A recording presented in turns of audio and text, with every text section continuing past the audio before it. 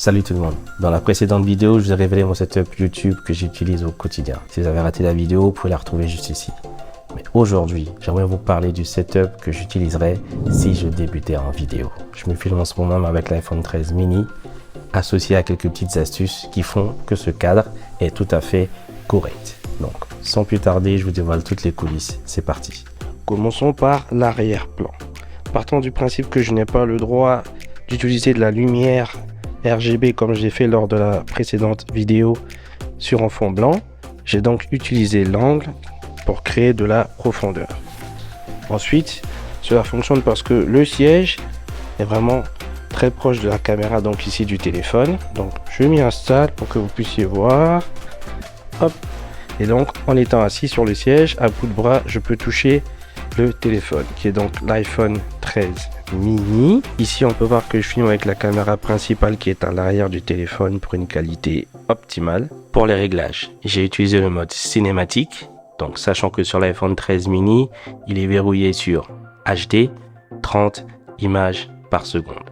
En revanche, j'ai pu régler la profondeur de champ qui est indiquée ici en haut à gauche et je l'ai ajusté sur 2.0. Place au micro maintenant qui est le Boya BYM1. C'est mon premier micro, j'ai racheté pour les besoins de la vidéo.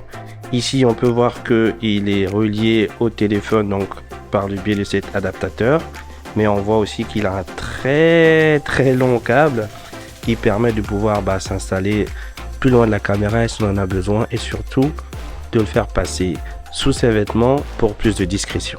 Pour moins de 20 €, je trouve que c'est un micro très polyvalent. Ici on peut voir même qu'il dispose d'un mode smartphone et un mode caméra, donc suivant ses besoins on n'a qu'à switcher. Enfin, le tout repose sur un petit trépied extensible.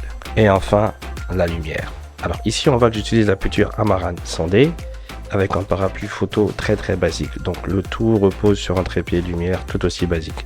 J'attire votre attention sur le fait que une lumière de moins bonne qualité que celle-là ferait tout aussi bien l'affaire, tant qu'elle est de couleur Daylight, donc à peu près 5600 Kelvin, et qu'elle est surtout diffusée. Pour le placement de la lumière, ce sera à vous de voir, soit comme ici à gauche ou alors à droite de la caméra, mais on va éviter de la mettre juste derrière la caméra parce que ça rend une image vraiment flat, et donc on la pose sur le côté orienté vers le visage.